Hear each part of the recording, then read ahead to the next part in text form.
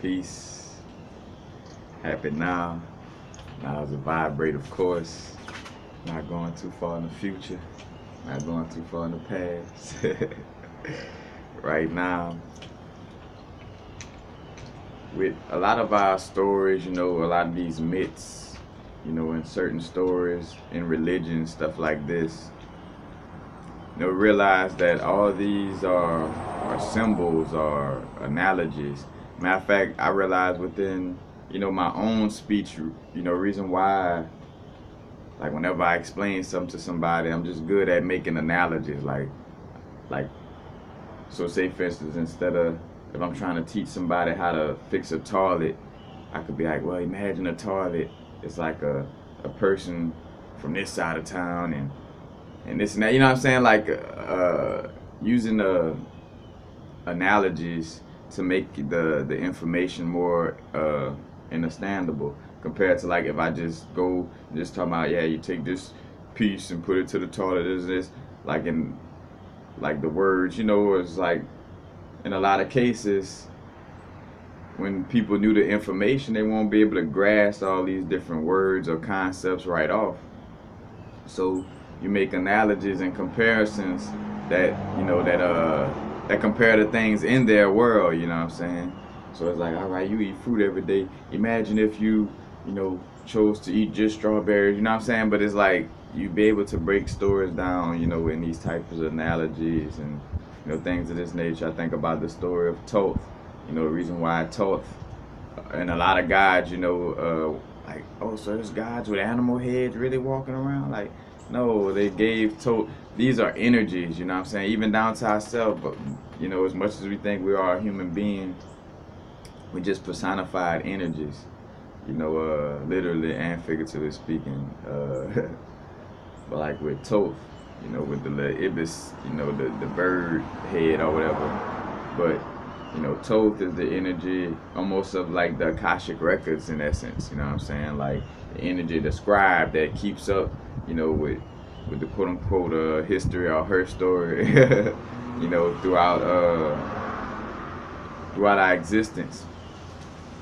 And so to put like, a character so we could interface with this energy, you know what I'm saying? Because knowing that this energy exists, so it's like, all right, we personify it as, a bird man. And the reason why he has that bird head, because that, I think it's called an ibis, if I'm not mistaken, but there's a certain kind of bird, in Kemet, that when it was looking for fish or whatever, or looking to eat, it's going through the water, looked like his beak was writing something, like looked like his beak was, writing in cursive or something. So, they use that animal to, to put, to Thoth,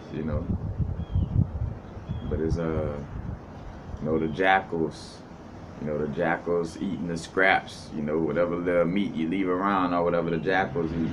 So in essence, Anubis, the god of the dead, has a jackal head, his dog head, in representation of that, like how they eat at the dead, stuff is like Anubis dealing with that energy, and when we say dead, but transitioning,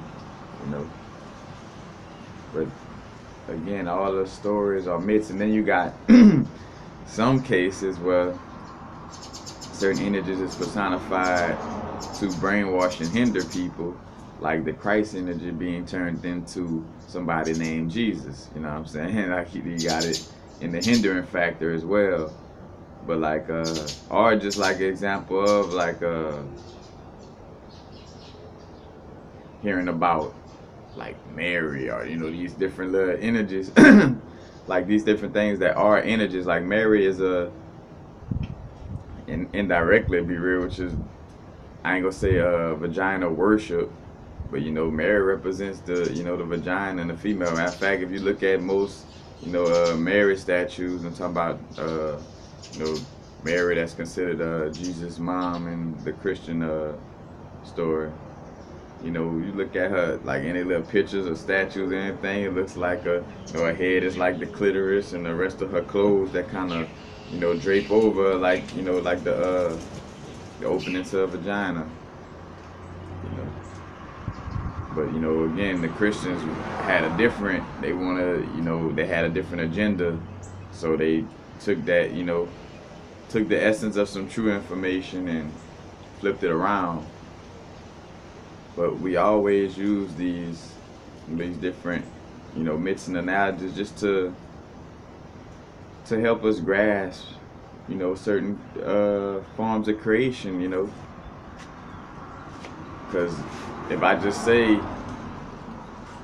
the masculine energy was floating around and it interface, like if I told a story just straight up, a lot of people wouldn't be able to grasp it if I compared to if I told a story like dealing with people, where if I make, instead of saying the feminine energy, I'd be like, all right, this is a girl named Jane, and instead of saying masculine energy, I'd be like, and this is this boy named Jeremy, and Jeremy and Jane, they was feeling each other, you know what I'm saying? And here it is. So when I go to finish telling that story, and it's passed down the line, and some people forget, or the people who knew why I told that story and how I told that story, they knew why I did it, and that those energies was Jeremy and Jane was a representation of energies.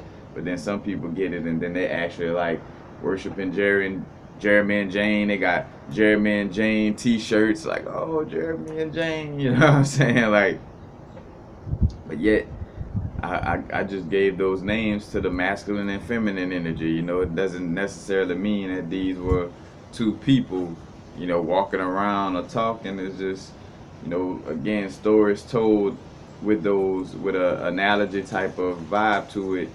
So higher concepts could be grasped by, by our intelligence that is not as high as it once was, and which it is getting there, and it is once we tap into it. But in this moment, we're getting there, and in order to get there, again, we have these little stories and analogies, to grasp these concepts in order to raise our consciousness, back higher and higher. But all these different stories, like Hercules knocking down the pillars, could see the certain pillars, like, cause the cardinal signs in the elliptical, is considered portals or pillars, you know what I'm saying? So like around March 21st, like that spring portal, and then around September 21st, the equinox portal. That's like two pillars, It's like that Christ energy, because that's what Hercules represent, pushing those pillars down. You got the story of, the Son of God who descended into hell and then is raised on the third day. He comes again. You know what I'm saying? It's like that's how the sun moves through the elliptical. When you get to the equinox, it's equal day and night, and then it starts. But the equinox are the Libra areas where it starts to go, into its descent, and one of the zodiac signs that's right there sending it into that descent is the Scorpio sign, aka Judas from the story in the Bible. Judas with the kiss on the cheek. That was a sting from the scorpion tail of the zodiac sign Scorpio, because when it's passing through that fixed sign, it's falling, fixated on descending, you know what I'm saying? It's going into that darker realm, into that Capricorn area where it's cold, and it's ruled by Satan or Saturn, you know what I'm saying, or the devil, Then after it comes out, after the Son of God comes out of that hell, he ascends, and it's back again, and he ascends, and in that ascension, that's that March 21st, April, because April Fools, this is really the new year. That's what that really stands for. But the new year, in essence, is around April, and that's that beginning, that springtime, Matter of fact, Aries, the Lamb of God that take away the sins of the world, coming back up, But this is an analogy for the sun, the actual sun, and analogy for the Christ seed energy within our body. You know, and that's another thing too. I always get to, you know, breaking down the as above, so below aspect, the law of correspondence. If you're not familiar with the Hermetic principles, aka emerald tablets, you know, you should be become familiar with that. But the law of correspondence are as above, so below. What goes on in the microcosm goes on in the macrocosm. Like, cause that right there is very important too, to keep us away from NASA bullshit too. You know, cause we'll fall victim because we've been subconsciously coached to always just feel like what they're saying is the truth, because that's what we've been, you know, socially engineered to believe in through movies, through them constantly pushing Neil deGrasse Tyson and Stephen Hawking and, you know, all the Jesuit vibes, you know. Matter of fact, go check out Dr. Phil Valentine video he did recently on Neil deGrasse Tyson and the Jesuits. But you know, that law of correspondence helps us to break down, you know, or understand, you know, our existence without having to depend on, you know, no outer teachings trying to tell us, you know. But all these different stories again were just put into analogy form for us to grasp it. So, you know, instead of telling you your subconscious mind, you know, in the story, I'm like, picture your subconscious mind as a big ocean, you know, and you know, the boat you in is like your body or your vessel, and you're going out into that water, or you know, the subconscious mind, you know, like it's all analogies, you know. H.P. Lovecraft with the great old ones, you know, these monsters that come from, you know, this you know, this scary place, you know. It's just basically he making an analogy of our primordial God self, and an analogy too of like tapping into our deeper subconscious mind, you know, where it's so dark and deep is areas of it that we may have not touched in minute, you know. Now again though, this more so you know, from a European perspective, again, not making this about race, but you know, that, you know, with us having just more of a connection. I ain't gonna make it about melanin or carbon or whatever, but just with us having more of a connection, you know, the subconscious mind seems more scary to someone that has less of a connection, you know. And then two, with that expression, it's also started being used as propaganda, you know, where all these, you know, with Hollywood, with the magic and knowing of the subconscious, how it worked, using the H.P. Lovecraft imagery in essence to create, you know, basically indirectly H.P. Lovecraft fathered, you know, horror movies,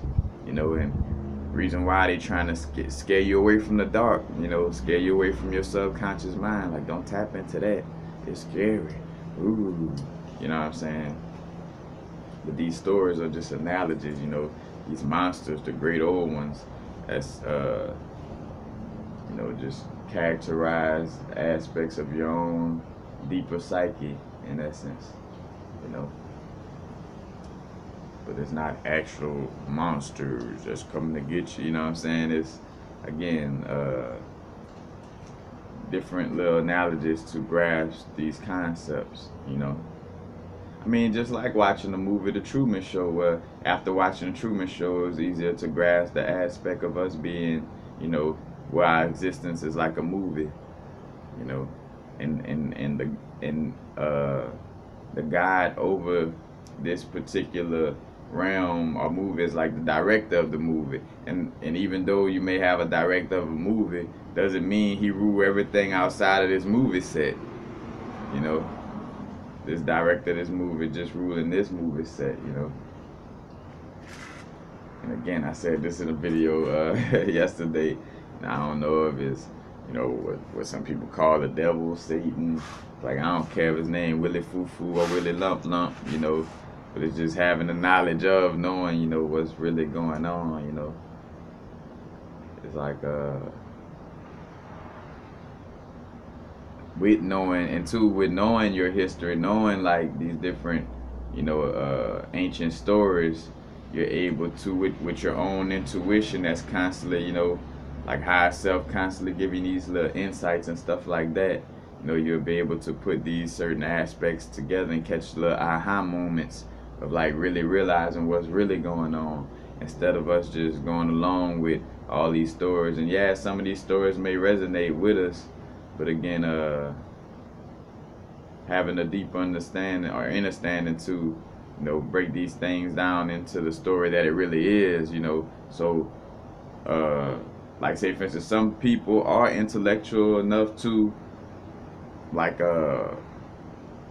which honestly though, again, you wanna, well, no, yeah, we all different, cause I do my altar work in that same way, so I can't knock nobody. I about to say though, like somebody may be able to use the word Jesus, but in them using it in their mind, they got it connected to the Christ seed all, and knowing that it's not no real, it wasn't no motherfucker named Jesus.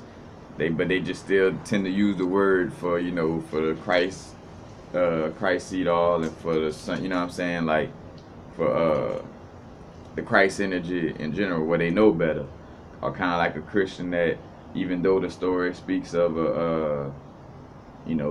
having a sky daddy, somebody who's intellectual, or have a better understanding, with no, all right, I know it's not no real sky dad I need to be talking about, but this is just a concept that the Christian church broke this down into, you know what I'm saying? Partly to brainwash people, but also to just have a construct to make, this type of knowledge,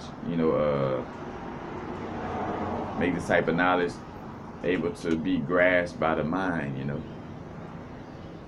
So, that's the whole thing with a lot of these myths. So when you're hearing, because what I like doing, like, because now I'm about to start getting more into like the Greco-Roman vibes, but like where you hear of a certain god or being, and then you could automatically know, like if you heard the story of Ishtar, you'd be like, oh man, she must represent fertility or something, you know what I'm saying? But Ishtar is what turned into what you call Easter, the goddess of fertility. Reason why you got the Easter eggs, the eggs from the womb, the womb man, but the goddess of fertility and beauty, Ishtar, but turn into Easter, you know what I'm saying? And two, you see how they mixing all these stories together. Is Ishtar is Easter, but then they also say Easter is when Christ, come again, but which again, that's the sun is, rising back up to a place where it's gonna be more, daylight than nighttime, because around that March area, I forgot exactly when we changed the little time back to where you got daylight saving time, but the sun actually, there's more daytime than night, and then they come back around into the area, let's see, it goes up to Cancer. Cancer in the summertime, middle of summer, that's when the sun has the most, the most time that it's out, in its little span, is when it's in the Tropic of Cancer, or when it's in the Cancer constellation, or in the summertime. And then come down to the equinox, where Libra, where like a Libra scale, equal day, equal night. You know what I'm saying? The whole vibe, and then it goes into the area where Satan at, or Saturn at. You know what I'm saying? Where it's cold and it's more nighttime than day. So it's like the sun kind of died. Again, this just is concepts for us to grasp, a bigger situation. So instead of like even making the universe as, like, say for instance, like with Enki and Enlil and all this, like you got this creator god Enki, this Enlil, and they was running from these beings. It's representations of first and foremost, different different star systems, in essence, are different, what we would call constellations or star families.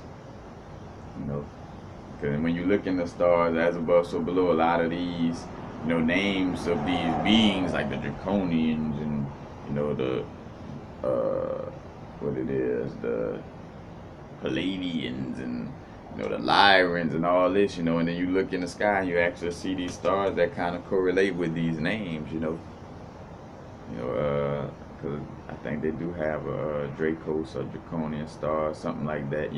So you see, uh, again, these are just personified energies, because instead of just listening to the long, drawn out story of, this star, uh, you know, it's made out, and then sometimes to explain these things, you got to use like these big words or even words or explanation that people again can't even understand. You know what I'm saying? Because matter of fact, we in our fallen state, we have fell. Or matter of fact, right now we in our ascension state, but having to digest this information, you know, uh, with this lower form of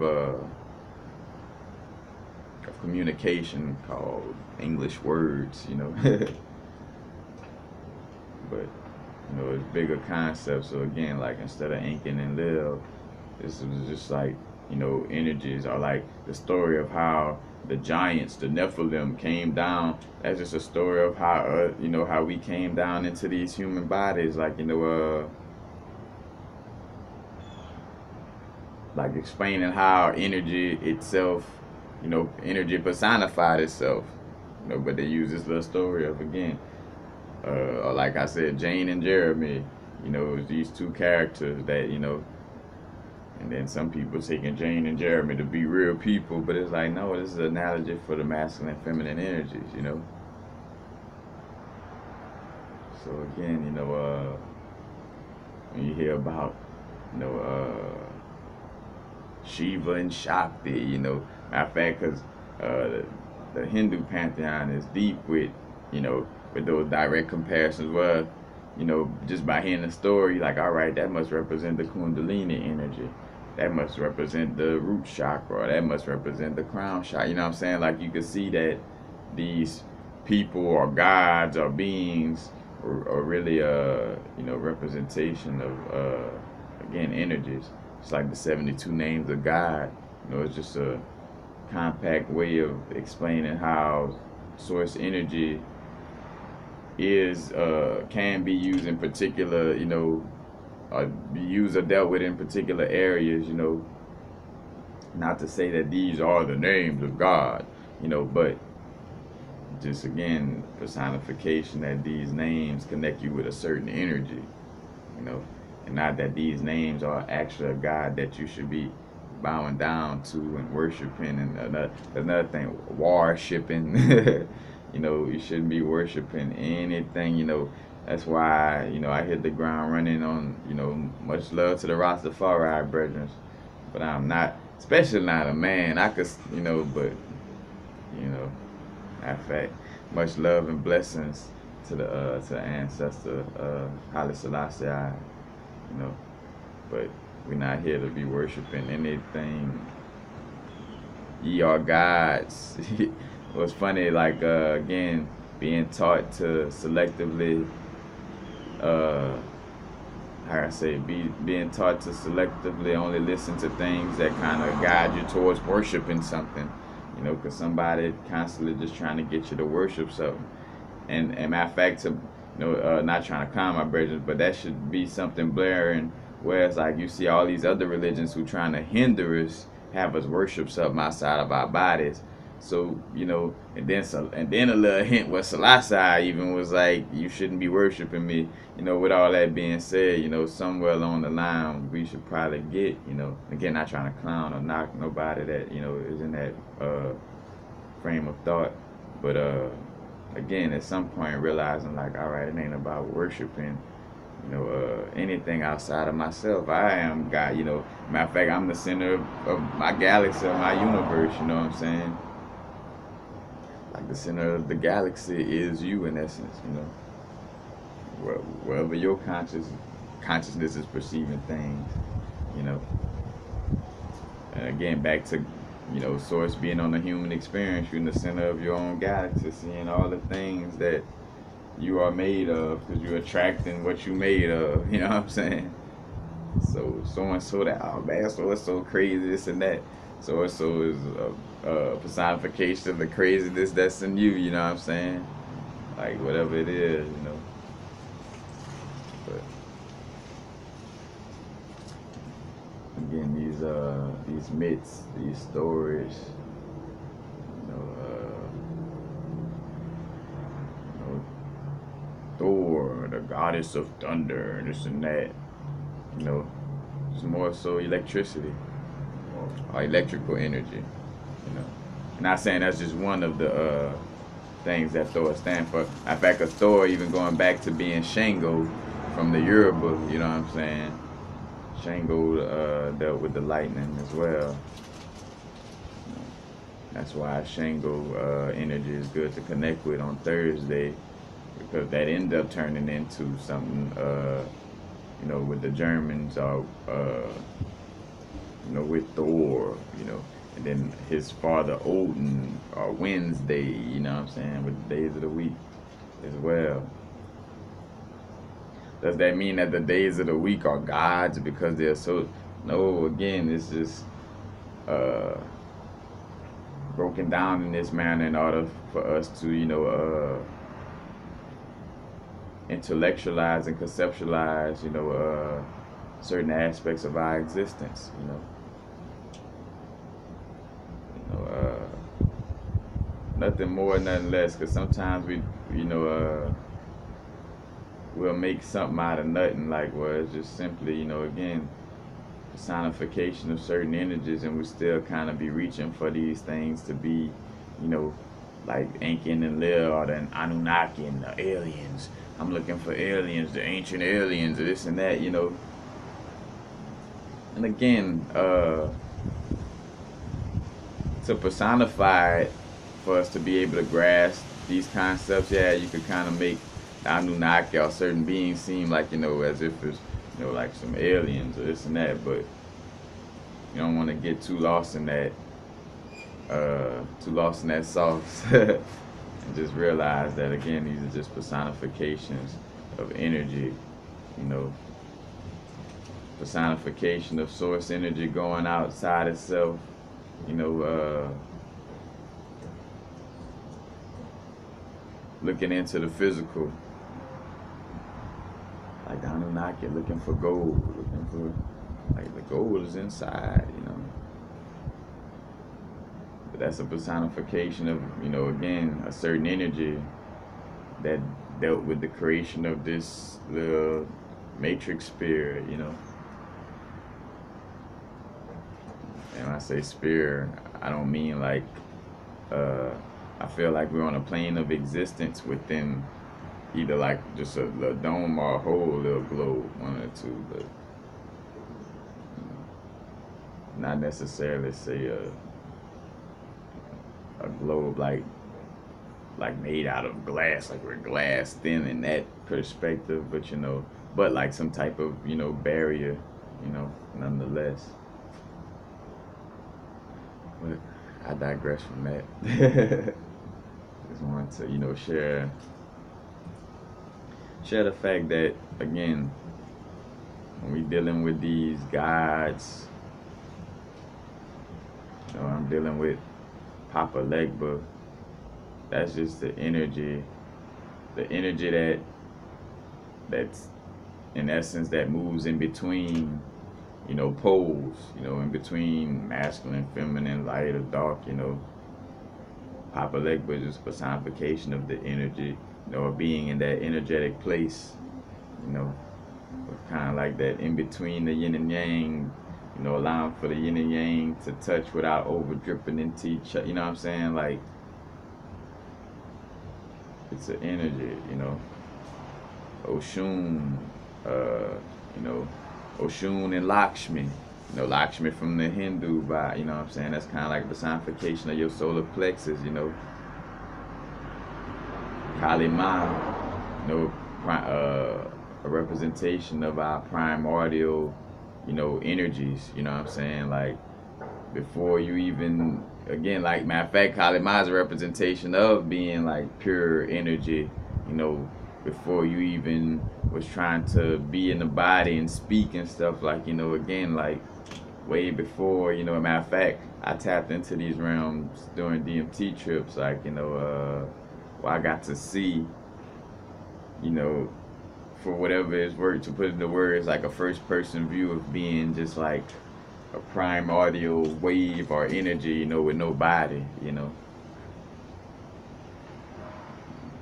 But as a matter of fact, and speaking of nobody, again, the concept with us learning how to, you know, reason why you learning about the law of attraction and how to focus your energy. You know, a lot of things about how to focus your energy. Because if you're not able to focus your energy, you know what I'm saying, tapping into these high realms, you know, it's almost like being a slave to, and I say a slave, but like when, oh, that's why we'll put it like this. That's why some souls or beings have to, you know, come back in this physical plane, because, you know, they haven't graduated enough to, you know, exist on the high plane of existence. Because on the high planes of existence, you need a strong sense of focused consciousness. Because, you know, it's less boundaries, you know, the higher you go. And if your consciousness is not strong, you know, then you'll just become energy for something else, you know. And as above, so below, like people down here, like if you're not truly being your true self, like that's why it's about, like, where we like, don't be following nobody, like, or what some of us that have YouTube channels, like, bro, don't even be following us, like, find your own little God self, you know what I'm saying? Because you know, and again, you start to see what some of us, you know, whether some may not really be, you know, gods on that level, or not meant to be, or, you know, just, I don't know, whatever the situation is, but you see that it is different strokes for different folks. But again, like being your true self, you know, being you to the fullest, and not being what the government tell you or what your mom and daddy tell you, because that's a personification of, then how would you be able to exist on these high planes if you being influenced and pull this way, pull that way? Then on that next realm, you wouldn't be nothing but energy for somebody else, you know, manifestations, you know what I'm saying? Like I spoke on videos where I would be like, you know, you turn into some chi energy for me to breathe. You know what I'm saying? Because you wasn't doing nothing with your energy, you know, when you was here. So it's like, all right, you kind of just disperse into usable energy for things that, you know, that cherish. Matter of fact, when we talk about, like, when all these little stories about not taking, you know, God in vain in essence, but more so like not taking your position in vain, like, you know, like giving an opportunity to focus your consciousness, you know what I'm saying, and continuously grow your focused consciousness, you know what I'm saying. So if you come down here on some vibes like where you forgot your, you know, you acting a move and you forgot your contract, and, you know, you just this person, I'm just getting fucked up doing this, I'm gonna go with the flow what they say, I'm gonna go with the flow what they say, then, you know, it's like, all right, you know, uh they got some better use for your energy than taking up a body, and, you know, taking up, like, not say taking up in essence, for lack of a better word, but because I don't want to use that word in essence and give the illusion that, you know, things are overpopulated or this and that, you know, because of that agenda. Now, I do keep it real though. There is a reality that, you know, if things are overpopulated, yeah, of course, you know, just like a body, you know what I'm saying, like a obese person, you know, their body may be too overpopulated with, you know, with matter in essence. So it is a fact, but the thing with the government try to make it seem like everything is just like extremely overcrowded right now, or like, you know, it's just like, oh man, you know, and it's like that's not the case, you know. We still have enough of resources, you know, and a lot of land mass, like extremely a lot amount of land mass and area, you know, for it to not be no overpopulated world. They just creating that illusion. But again, a lot of what they do does have some type of sauce, and that's why, again, having, a deeper understanding of things where you start to just see the reality of it. Because if you were just on that coach mind frame of like everything the Illuminati, all things that they deal with, do, and think of is extremely completely bad, like, nah, not necessarily. They are mimicking certain aspects that of the universe and how it really operates, but again, they being extremists on certain points that may not be beneficial to our soul, you know what I'm saying? So it's that aspect, you know but yeah, the as above so below, just like when extremely obese person can't really move around, you know as well, that and again, not to clown on that level, but again, you see that as above so below comparison, but not to take the extreme of to be aborting kids and sacrificing babies and poisoning the water and the food and basically declaring domestic war on people in the sake of depopulating. Like, nah, they depopulating to make sure it's just a small amount of people, and they also try to make sure that that small amount of people is those who listening to their bullshit. That's their whole aspect of depopulating. Matter of fact, and they got that shit actually in stone. I think that is in Georgia somewhere. These little stones that actually, I want to say it's not Gregorian stone or Georgia stones, maybe. Georgia stones or Gregorian stones. I don't know. If you look up one or the other, it should pop up, and it'll have like a list. We plan to have the population of the world up to this amount. And again, that's social engineering and subconscious programming, because they've been had that stone there, and news keep covering it, and it's in certain books, and constantly having people focus on that number. You know what I'm saying? And trying to focus on depopulating this realm of existence. Matter of fact, that was the social engineering or subconscious programming of the Thanos. Spoiler alert. And in the not Guardians of the Galaxy, but the Marvel thing, the Infinity Gauntlet or whatever. The recent movie with Marvel, where Thanos, basically he felt his duty. He had to get all the little different crystals, and each crystal had a representation. One might represent ether. One represented somewhat like the energy of the Tesseract, where it was like the energy able to bend time and stuff like that. Like each one had a unique, vibe to it. And when he got all of them and snap his finger, it would depopulate this realm.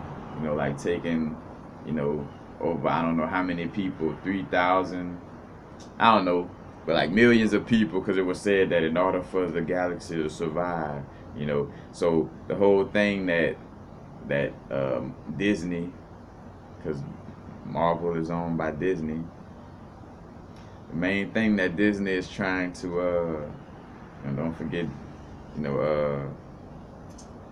they have cited information of where Stanley Kubrick, was at the Disney studio and walking with these NASA officials. But anyway, Disney trying to push that vibe of like, matter of fact, that cold objectivity towards life on this planet, like in disguising it as something spiritual, like that had to be done, and it's like, nah, they trying to create a mind frame of making people okay with depopulation, like, well, it's like Thanos, we have to abort these babies and this and that for the sake of the rest of the universe, you know what I'm saying? Like they're trying to, push that mind frame, And again, I got too many videos on the subconscious mind at this point now, and I ain't gonna say too many because it's never enough, because that's how important it is, But well, anything they pushing in these movies, they know what they're doing, It's again, as a matter of fact, all the action of the movie is like Get Out, where the lady was stirring the little tea, stirring a spoon in a little teacup. what she was doing is doing something to distract the conscious mind, so the subconscious mind could be, so she could, because the subconscious mind takes suggestions. So it's like, you know, in order to get to the subconscious mind, you take the conscious mind out of the way. The conscious mind, like little guard dogs in front of a house, and the house is the subconscious mind, and all the action in the movie, like catching your conscious mind, but then they sending those subtle suggestions, to the subconscious, and you're like, oh, Iron Man just punched Spider-Man, and Spider-Man just did this, and it's all catching your conscious mind, so your subconscious mind could be programmed, you know. And this is a straight science to where even, say for instance, even me being conscious of it, I have to be extremely conscious of it when I'm watching a movie, like to make sure, I'm not subtly being programmed by these certain aspects. But when you do have awareness of it, it's easier to catch yourself or realize or not even fall into, the programming when you have a knowledge of what you're dealing with and what you're doing when you're even watching a movie. Because once you realize this, now when you're watching a movie, matter of fact, because that's the fun part too, when you realize what's really going on, like, because where I'm at right now, it's like, oh shit, now I want to go watch a bunch of old movies like that, that they had coming out when we was growing up, to see how much they was just like throwing shit at us, you know what I'm saying? Just to just to see. Because even like when I did the breakdown of the movie Alienation, and how obvious the comparison was, where the aliens were being compared to quote unquote black people in America, but the correlation was like to the point where I know, like at some point or somebody, matter of fact, probably why they don't even promote Alienate, because that's another thing too. They don't promote anything that kind of has too much beneficial sauce to it, or anything that's going to expose them too much. Then they're not gonna promote it. So a movie like White Man's Burden, say for instance, they're not gonna promote that, because that's that's subconscious or social engineering in the opposite direction of their agenda, and once they kind of caught that, they're like, oh no, we ain't letting this movie, be seen.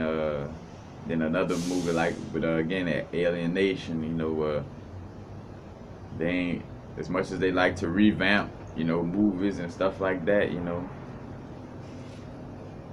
Matter of fact, boy, X-Files, ooh. And I love me some X-Files. Make me want to watch it right now, because that's all they was mostly dealing with, was like about the creation of a super soldier, and in essence, like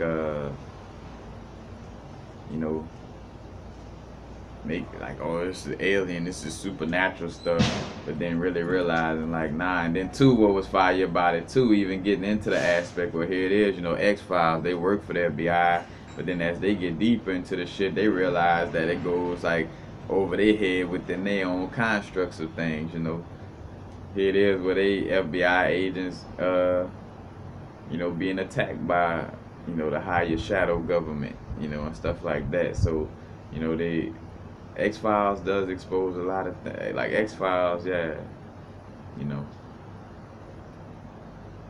like you go watch those old episodes. Matter of fact, it may be on Netflix too. But definitely check it out. It definitely have some sauce in there. But again, they mostly was pointing out to the super soldier vibes and them, connecting, which from the X-Files perspective, I think they was trying to say, some type of alien energy mixed with human energy and create this type of super soldier. Also kind of indirect personification of transhumanism as well. But I digress. Just realizing again that all these different stories, like ancient, these religious stories or spiritual stories, all these different stories of, like, say for instance, I think what his name, Ananda, the spider, you know, the little Nazi. Yeah, Nazi. I said a non a Nazi. I think so. Like the little spider, you know, who want to have all the knowledge or something like that. And matter of fact, I forgot the exact story, but matter of fact, in a Nazi story, I think indirectly, what turns into Arachne story in the Greco-Rome pantheon. But again, these are all just personified energies. So instead of like again talking about there's this energy called lactose and this energy called Zapatos 5000 5300 that, you know, through hyperbolical intrafusion of endothermal energies, you know, you had a mitochondrial reaction. This, you know what I'm saying? Like, so instead of using like these big ass words and concepts to explain things, you know what I'm saying? Be like, man, picture the universe as that dog right there. You know what I'm saying? And when that dog go to hump that other dog, you know, that's like the universe showing love to the other aspect of you. You know what I'm saying? Like that's, you know, how we're able to grasp these bigger concepts by, you know, making these analogies and, you know, taking the macrocosm and explaining it in a microcosm cosmic way.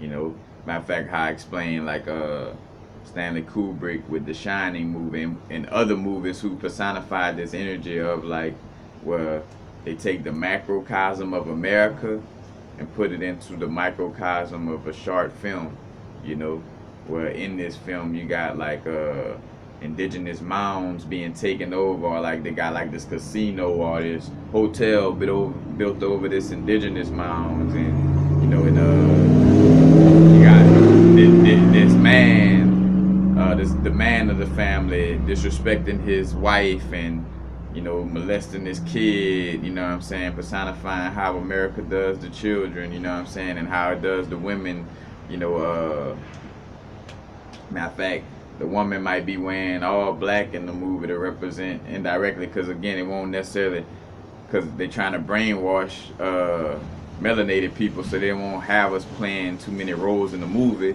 but to personify that energy and smacking that energy up, they'll have like, you know, a person of any, you know, any other little bodysuit color, but just wear black, and then, you know, kind of showing a personification of disrespecting, you know, the quote unquote black woman, or that energy, more so just that indigenous woman energy, you know.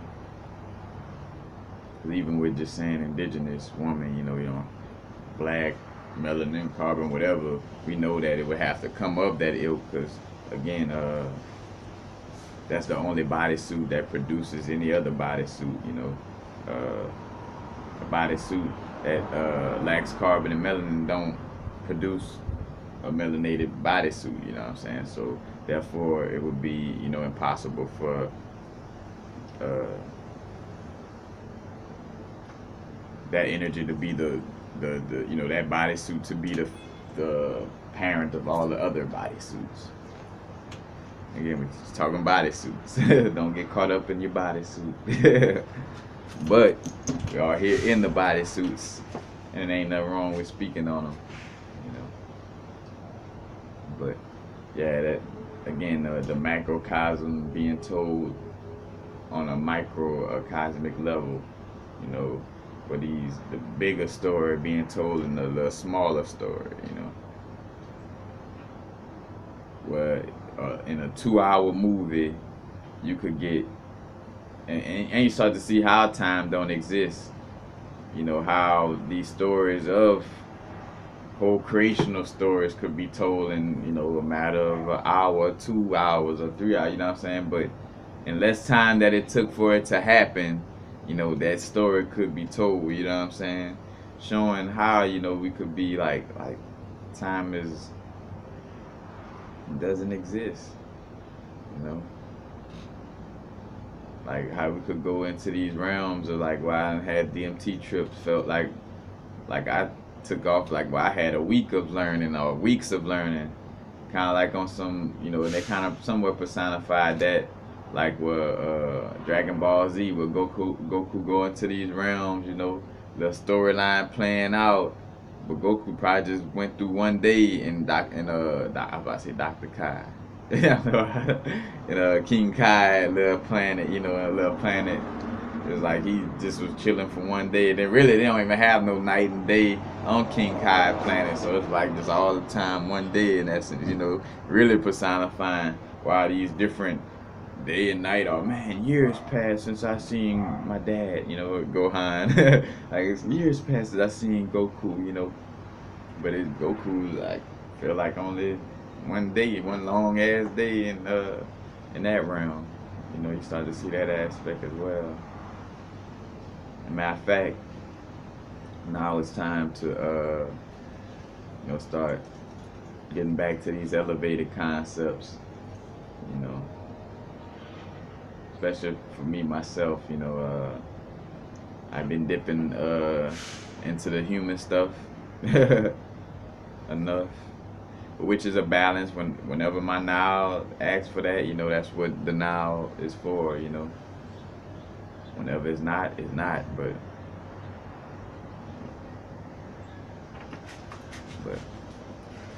that's basically it. Yeah, that's it. I'm just realizing these concepts. Jeremy and Jane.